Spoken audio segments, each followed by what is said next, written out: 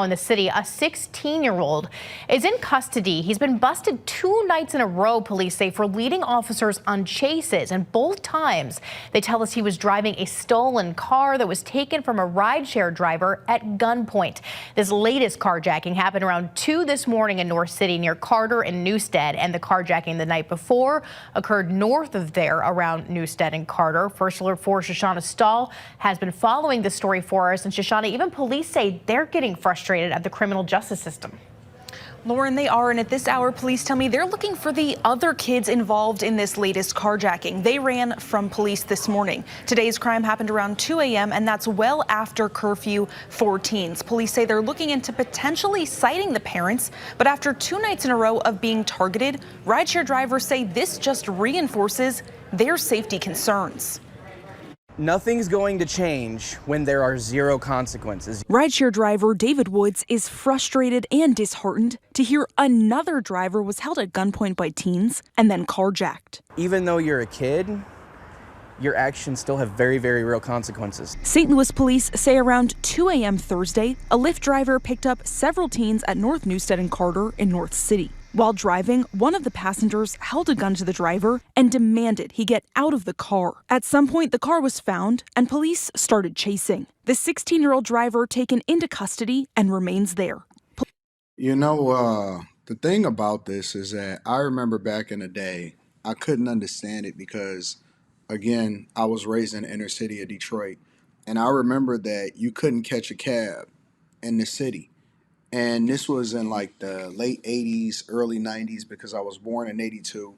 But it was largely understood that you was never able to catch a cab. And if you was able to call a cab, it was going to have to be from someplace downtown. Now, the city has changed dramatically. But what I realized when I got older, especially, you know, nowadays, now that I'm 43 years old, and I realized and I talk to drivers that don't want to, Uber drivers and Lyft drivers that don't want to go into inner cities of the different cities that I visit, it's because of safety issues. They know there's no money involved in it, meaning that they're not going to get tipped and none of that stuff. And it messes it up for everybody else that are actually people that are law-abiding citizens in the cities because, you know, they're not able to get rides the way that they need to get rides. And the worst part about it is that it's not even the police, right? Because a lot of people say it's the police, it's the police. No, the justice system itself is the ones that let these people out to continue to do all of the crimes, and they don't punish them in these liberal cities. And this is one of the reasons why, you know, Trump is holding these cities accountable for the safety and the stuff that goes on in these environments. Because, you know, it makes it worse for everybody. I remember back in the day that carjacking was a major offense. If you carjack somebody, and I don't care how old you are, if you was in your 20s or you was in your teens, you were going to get locked up and they were going to put some harsh penalties on your butt. Now, maybe some justice reform has happened in the United States of America, or maybe this is just St. Louis where they feel compelled to let people out after they carjack somebody, and I don't even know how you can get out of jail. If you carjack somebody, carjack an Uber, a cab, whatever it is, a regular citizen every single day, public safety is the number one thing outside of balancing the city budget. Public safety is the number one thing that people should be concerned about in any city. And if you can't keep your citizens safe by putting harsh penalties and making examples of people that decide that they want to run around with a pistol and carjack people, then what are you good for as legislators, as judges, as people that determine the laws inside of your cities? What are you good for? The good people in the cities are the ones that pay for it, because everybody in the inner city is not bad. And we know what's happening in St. Louis. We know who the culprits are. You know who the culprits are that are doing all of the things that's inside of your cities and your states, right? And so this is not a surprise probably to the people in St. Louis, but it is very sad that they are able to get away with this, get out, carjack somebody else, and that even people that are trying to make an honest living can't drive down the street without worrying about somebody in some team pulling some pistol. Now, the biggest thing that I think should happen is I believe that they need to start holding the parents accountable. If you start holding the parents accountable, Listen, if you start holding the parents accountable, and for some people this is a controversial take, for me this is a no-brainer. If you start holding the parents accountable for the stuff that is happening inside of these cities, then we won't see this influx of crime, and you'll start to see crime dramatically go down. You got to be responsible for your little team, bro. Police say the kid is the same driver from the carjacking of an Uber driver turned police pursuit Tuesday night. If they are committing the crimes at No 16, consequences.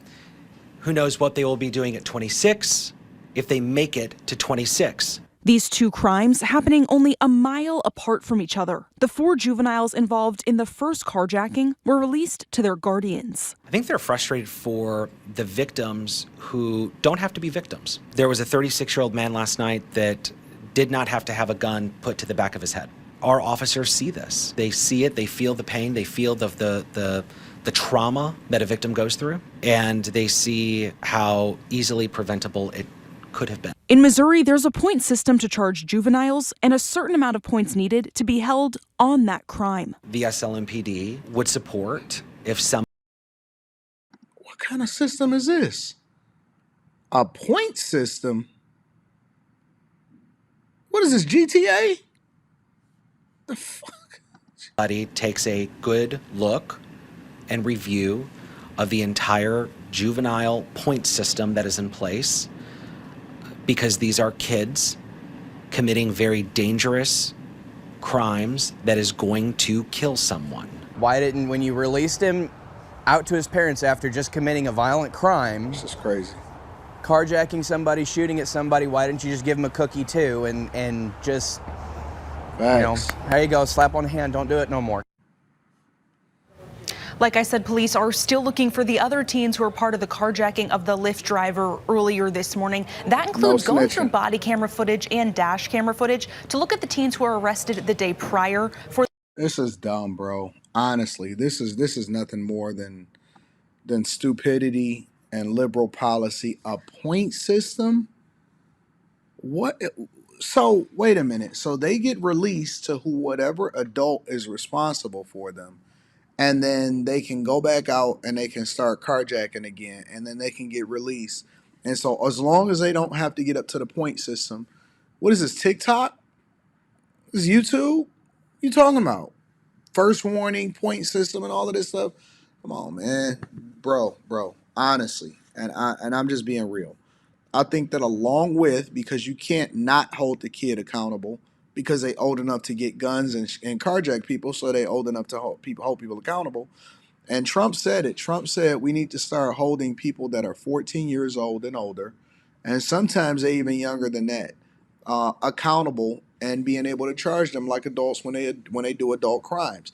You get released over to your parents or your guardians or whatever the piss they want to call them, and because I know that we politically correct, so we got to say things a certain way. And then you go back out and you start carjacking again, and the world is just supposed to suffer because of the way that you move and the things that you do, and that's just the end of the conversation. And nobody is tripping. Everybody is like, you know what? But it's just the way that it is. We got to make sure that we get our community leaders to try to tamp down crime. No, we need RoboCop. You need RoboCop, and you need strong judges. Harvey Dent, before he switched over to Two-Face, to lock people up and put harsh penalties on them and make examples out of people. Let me know what y'all think inside of the comments. Make sure y'all tap into the Patreon link is in the description. Teach Henley, 40% off your first order plus 20% off of life.